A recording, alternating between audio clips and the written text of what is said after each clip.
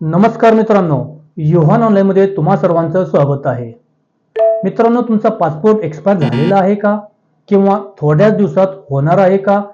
जर मित्रांनो तुमचे उत्तर होय असेल तर मित्रांनो हा व्हिडिओ तुमच्यासाठी आहे.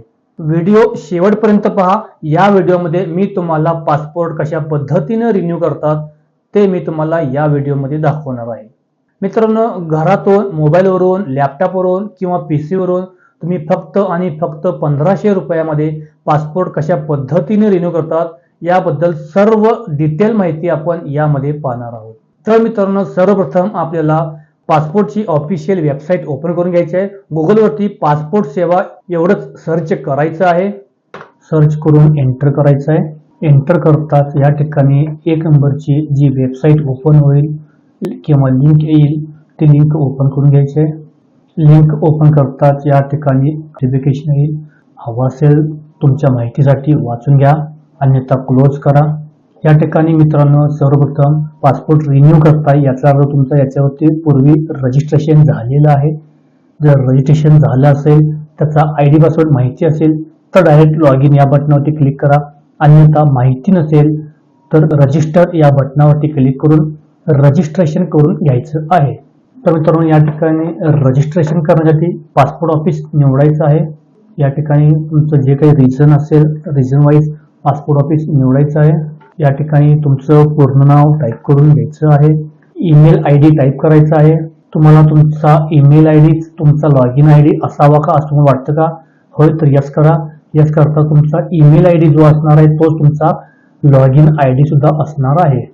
या ठिकाणी चेक अवेलेबिलिटी असं या बटनावरती क्लिक करायचं आहे.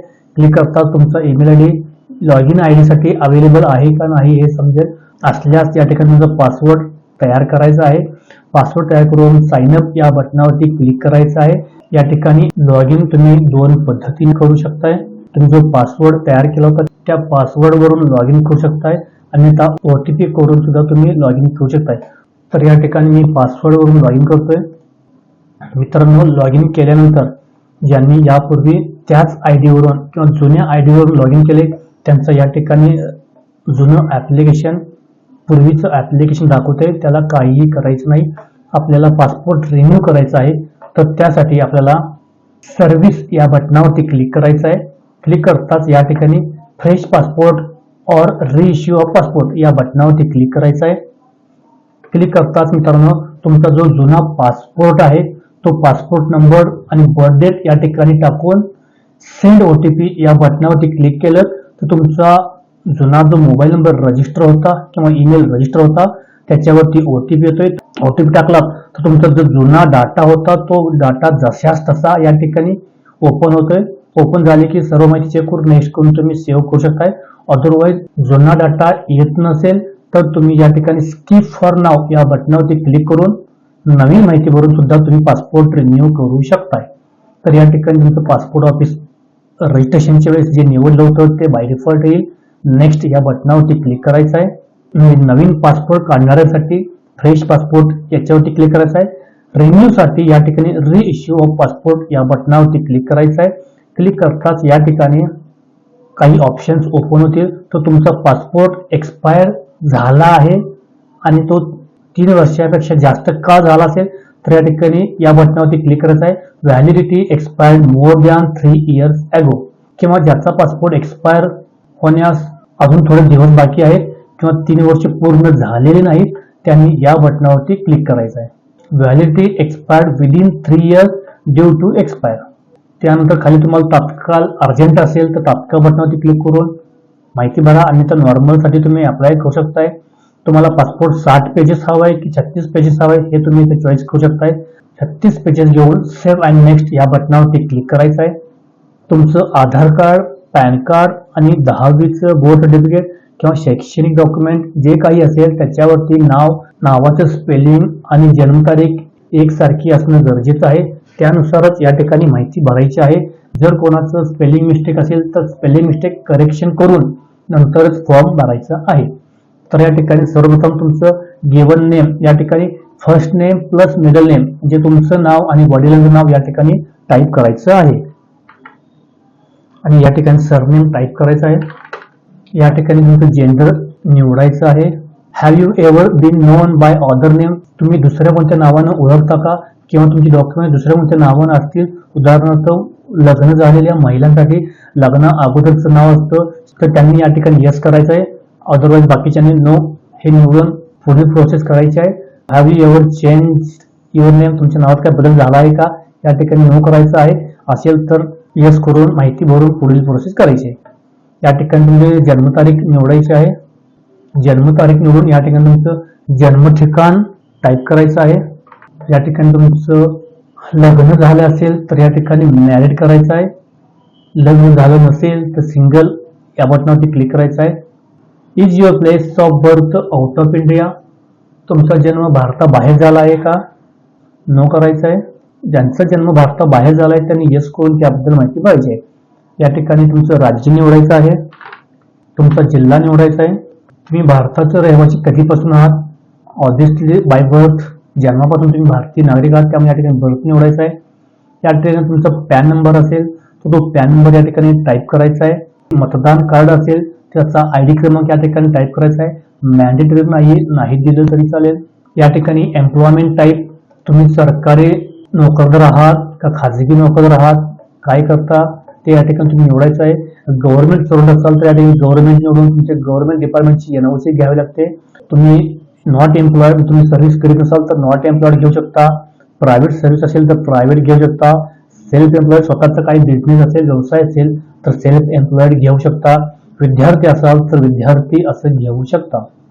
Either of your parent in case of minor, जर ज्याच्या नावानं अर्ज करताय त्याचं 18 वर्षापेक्षा कमी वय असेल तर हे फक्त त्यांच्यासाठी आहे.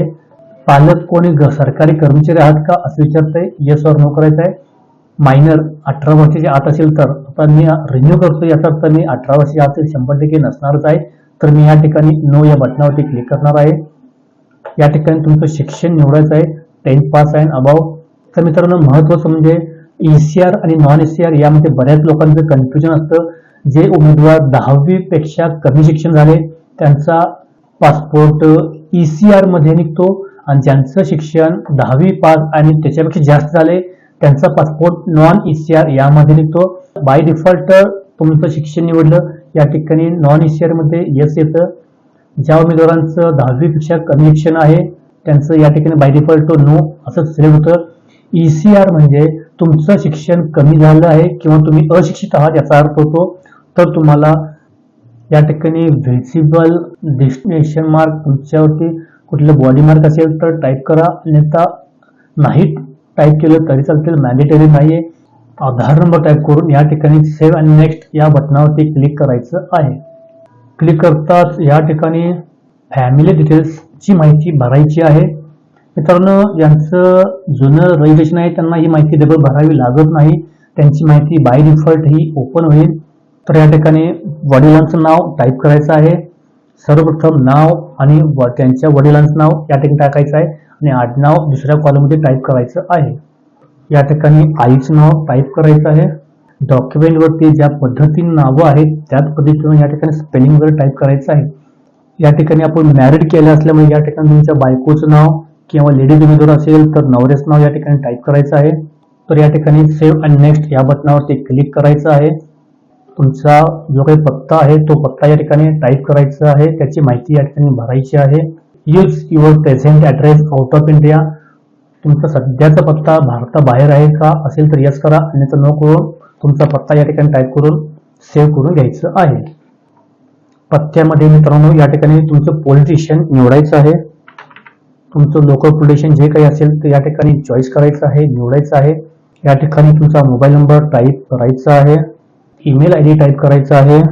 तुमचा परमनंट ॲड्रेस आहे का असेल तर यस करायचं आहे, कारण जवळपास सगळ्यांचाच असतो त्यामुळे यस करायचं आहे. Is your permanent address same as present address, तुमचा रहिवासी पत्ता आणि कायमचा पत्ता एकच आहे का असेल तर यस करा, अन्यथा नो करून दुसरा पत्ता टाईप करून घ्यायचं आहे.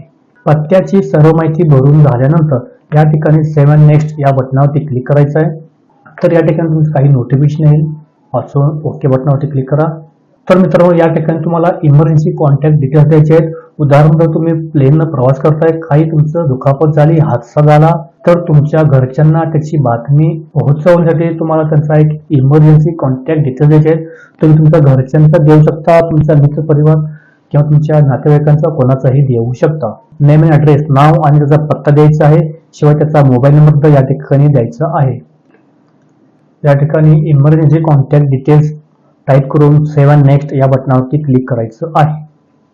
तर मित्रांनो, या ठिकाणी तुमचा जो जुना पासपोर्ट आहे त्या पासपोर्ट बद्दल माहिती या ठिकाणी भरायची आहे. पासपोर्ट नंबर टाईप करून या ठिकाणी प्लेस ऑफ इश्यू टाईप करायचं आहे, डेट ऑफ इश्यू टाईप करायचं आहे किंवा निवडायची आहे. या ठिकाणी डेट ऑफ एक्सपायरी निवडायची आहे. तर या ठिकाणी खाली एक ऑप्शन आहे, त्या ठिकाणी तुमच्या जुन्या पासपोर्ट माहिती डबल भरून घ्यायची आहे. डिटेल्स अवेलेबल करायचे आहेत. अवेलेबल करून वर जी माहिती भरली सेम माहिती खाली भरायची आहे. कॉपी पेस्ट या ठिकाणी करू शकता तुम्ही. Have you ever applied for passport but not issue? तुम्ही यापूर्वी पासपोर्टला अप्लाय केलाय आणि तुम्हाला भेटले नाही असं काही आहे का? असेल तर यस करून माहिती भरा आणि तर नो करायचं आहे. नो करून सेव्ह अँड नेक्स्ट या बटनावरती क्लिक करायचं आहे. काही क्रिमिनल रेकॉर्ड जर तुमचं काही असेल तर ते या ठिकाणी चॉईस करून त्याबद्दल माहिती भरायची आहे. अदरवाईज सर्वसामान्य लोकांचं काही क्रिमिनल बॅकग्राऊंड नसतं, त्याने या सर्व डिटेल्स नो असंच निवडायचं आहे. अदरवाईज तुमचं पोलीस व्हेरिफिकेशनला प्रॉब्लेम होऊ शकतो. तर या ठिकाणी सर्व background, criminal record, no details select करून सेव्ह अँड नेक्स्ट या बटनावरती क्लिक करायचं आहे. क्लिक करताच मित्रांनो या ठिकाणी तुमचा पासपोर्टचा एक प्रिव्ह्यू होईल. या ठिकाणी तुम्ही भरलेली सर्व माहिती एक चेक करून घ्यायची आहे. तुम्ही भरलेली माहिती, नावाचं स्पेलिंग, जन्मतारीख, जन्म ठिकाण, तुमच्या वडिलांचं नाव, आईचं नाव, बायकोचं किंवा नवऱ्याचं नाव, तुमचा ऍड्रेस, सर्व माहिती बरोबर आहे का एक चेक करायची आहे. सर्व माहिती बरोबर असेल तर आय ॲग्रीच्या चेकबॉक्सवर टिक करून सेव्ह अँड नेक्स्ट या बटनावरती क्लिक करायचं आहे. तर मित्रांनो या ठिकाणी व्हेरिफिकेशन डिटेल्ससाठी तुमचं डॉक्युमेंट्स निवडायचे आहेत. बर्थ सर्टिफिकेट असेल तर बर्थ सर्टिफिकेट घ्या, स्कूल लिव्हिंग सर्टिफिकेट असेल तर स्कूल लिव्हिंग सर्टिफिकेट घ्या, और मॅट्रिक्युलेशन सर्टिफिकेट किंवा तुमचं 10वीचं बोर्डाचं सर्टिफिकेट सुद्धा तुमचा जन्मतारखेचा प्रूफ म्हणून ग्राह्य धरला जातो. तर या ठिकाणी तुमचं 10वीचं बोर्ड सर्टिफिकेट असेल त्याच्यावरती जन्मतारीख असते, तर या ठिकाणी ते चॉईस करायचं आहे. तुम्हाला हवं असेल तुम्ही डिजी लॉकर म्हणून तुमचे डॉक्युमेंट्स या ठिकाणी अपलोड करू शकताय. मित्रांनो तुमच्याकडे डॉक्युमेंट्स अपलोड नाही केले तरी चालतं, डायरेक्ट पासपोर्ट ऑफिसला सर्व डॉक्युमेंट्स मूळ प्रतीत ओरिजिनल घेऊन तुम्हाला पासपोर्ट ऑफिसला जायचं आहे. तर मित्रांनो त्याची अपॉइंटमेंट कशा पद्धतीने बुक करायची हे सुद्धा मी तुम्हाला पुढे दाखवणार आहे. तर या ठिकाणी प्रूफ रेसिडेंट तुमचा रहिवासी पत्त्यासाठी एक डॉक्युमेंट निवडायचं आहे. त्यासाठी तुम्ही तुमचं आधार कार्ड सुद्धा या ठिकाणी रहिवासी प्रूफ म्हणून देऊ शकताय.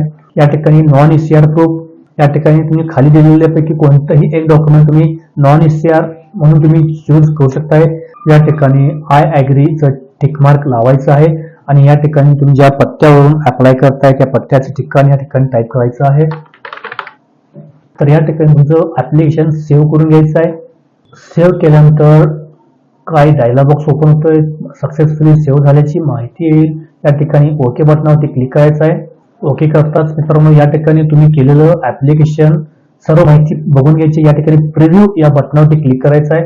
क्लिक करताच तुम्ही जी काही माहिती भरली ती माहिती या ठिकाणी ओपन होईल. एक वेळ चेक करायची आहे. सर्व माहिती बरोबर असल्याची खात्री करून या ठिकाणी क्लोज या बटनावरती क्लिक करायचं आहे. क्लोज करून या ठिकाणी सबमिट या बटनावरती क्लिक करायचं आहे. सबमिट करताच या ठिकाणी 1500 रुपयाचे चलन भरून पेमेंट करून अपॉइंटमेंट बुक करू शकताय. तर या ठिकाणी पे अँड शेड्यूल अपॉइंटमेंट या बटनावरती क्लिक करायचं आहे. क्लिक करताच या ठिकाणी तुम्हाला अपॉइंटमेंट सोयीस्कर असलेली अपॉइंटमेंट तुम्ही या ठिकाणी पाहू शकताय. तर मित्रांनो या ठिकाणी वेगवेगळे पासपोर्ट ऑफिस आहेत. तुम्ही जे पासपोर्ट ऑफिस कोणी निवडले त्याच्या अंतर्गत येणारे सर्व पासपोर्ट ऑफिस या ठिकाणी येतात. तुम्हाला सोयीस्कर असलेले पासपोर्ट ऑफिस, जवळ असलेले पासपोर्ट ऑफिस तुम्ही या ठिकाणी चूज करून अपॉइंटमेंट बुक करू शकताय. तर या ठिकाणी सिलेक्ट PSK म्हणजे पासपोर्ट सेंटर या ठिकाणी चूज करायचं आहे. तर या ठिकाणी जे काय असेल ते पासपोर्ट ऑफिस चूज करून या ठिकाणी ओके बटनावरती क्लिक करायचं आहे. ओके करताच या ठिकाणी तुमची अपॉइंटमेंट डेट ओपन होईल. तर खाली या ठिकाणी मेक पेमेंट या बटनावरती क्लिक करायचं आहे. क्लिक करताच या ठिकाणी are you sure you want to take appointment of select location, तुम्हाला खात्री आहे का तुम्ही निवडलेल्या लोकेशनला अपॉइंटमेंट बुक करायची आहे का? तर या ठिकाणी ओके बटनावरती क्लिक करायचं आहे. क्लिक करताच या ठिकाणी तुमचं जे काही 1500 रुपये चलन आहे ते आपल्याला या ठिकाणी पे करायचं आहे. पे करण्यासाठी या ठिकाणी स्क्रोल करून खाली यायचं आहे. या ठिकाणी पे नाव हे असं बटन आहे, त्याच्यावरती क्लिक करायचं आहे. क्लिक करताच या ठिकाणी तुम्हाला पेमेंटचे काही ऑप्शन ओपन होतील. UPI आहे, क्रेडिट कार्ड आहे, नेट बँकिंग आहे. जे काही तुमच्याकडं पेमेंटच्या सुविधा उपलब्ध आहेत त्या पद्धतीने तुम्ही पेमेंट करू शकताय. महत्वाचं म्हणजे सर्वांचेच कडे गुगल पे, फोन पे आहेत, तर UPI ऑप्शन निवडून तुम्ही पेमेंट करू शकताय. त्या ठिकाणी UPI जे बटन आहे त्याच्यावरती क्लिक करायचं आहे. क्लिक करताच या ठिकाणी पेमेंटचा ऑप्शन ओपन होईल. या ठिकाणी तुम्हाला UPI ID किंवा QR कोड यापैकी दोन्ही पद्धतीने पेमेंट करू शकता. तर QR कोड हा सर्वात बेस्ट वे आहे. तर या ठिकाणी QR कोड या बटनावरती क्लिक करायचं आहे. क्लिक करताच या ठिकाणी तुमच्या समोर QR कोड ओपन होत आहे. या QR कोडला तुमच्या कोणत्याही पेमेंट ऍप, गुगल पे असो, फोन पे असो, जे काही तुमचे ऍप असतील किंवा स्वतः बँकेचे ऍप असतील त्याच्यावरून हा QR स्कॅन करून पेमेंट करून घ्यायचं आहे. पेमेंट करताच मित्रांनो या ठिकाणी तुम्हाला अपॉइंटमेंट लेटर प्रिंट काढून घ्यायचं आहे. तर मित्रांनो या ठिकाणी सक्सेसफुली पेमेंट झाल्यानंतर या ठिकाणी तुमच्या होम पेज वरती यायचं आहे. या ठिकाणी तुमचं ऍप्लिकेशन दिसतंय. तर या ठिकाणी 3 डॉट आहेत, त्याच्यावरती क्लिक करायचं आहे आणि व्ह्यू या बटनावरती क्लिक करायचं आहे. क्लिक करताच या ठिकाणी तुमचं पेमेंट सक्सेसचा मेसेज येईल. स्क्रोल करून खाली यायचं आहे. या ठिकाणी प्रिंट ऍप्लिकेशन रिसिप्ट या ठिकाणी क्लिक करायचं आहे. या बटनावरती क्लिक करून अपॉइंटमेंट रिसिप्ट प्रिंट करून घ्यायची आहे. प्रिंट ऍप्लिकेशन रिसिप्ट या ठिकाणी क्लिक करायचं आहे. क्लिक करताच या ठिकाणी तुमच्या अपॉइंटमेंटच्या रिसिप्ट वरती तुमची अपॉइंटमेंट डेट, अपॉइंटमेंटचं ज्या ठिकाणी तुम्ही अपॉइंटमेंट घेतल्या त्याचं तुम्हाला ऍड्रेस, टायमिंग सर्व काही त्या अपॉइंटमेंट रिसिप्ट येते. चेक करून घ्यायचं आहे आणि चेक करून त्या तारखेला त्या वेळेत तुम्हाला अपॉइंटमेंटला सर्व ओरिजिनल कागदपत्रे घेऊन तिथे जायचं आहे. तिथे गेल्यानंतर तुमचं डॉक्युमेंट व्हेरिफिकेशन केलं जाईल. आणि महत्वाचं म्हणजे मित्रांनो अपॉइंटमेंटला जाताना तुमच्या आधार कार्डचं आधार डिजिटल सिग्नेचर असलेलं आधार घेऊन जायचं आहे. शिवाय अपॉइंटमेंट झाल्यानंतर थोड्या दिवसानंतर, 2 दिवसानंतर किंवा 3 दिवसानंतर किंवा जास्तीत जास्त 1 आठवडा लागेल, लोकल पोलीस स्टेशन असणार आहे. त्या पोलीस स्टेशन मधून तुम्हाला कॉल येतोय. त्यावेळेस तुम्हाला पोलीस स्टेशनला जाऊन तुमचं पोलीस व्हेरिफिकेशन करून घ्यायचं आहे. पोलीस व्हेरिफिकेशन झाल्यानंतर 15 ते 20 दिवसात तुमचा पासपोर्ट बाय पोस्ट घरी येतो. तर मित्रांनो हा व्हिडिओ तुम्हाला कसा वाटला? व्हिडिओ आवडल्यास व्हिडिओला लाईक, शेअर आणि सबस्क्राईब करा. धन्यवाद.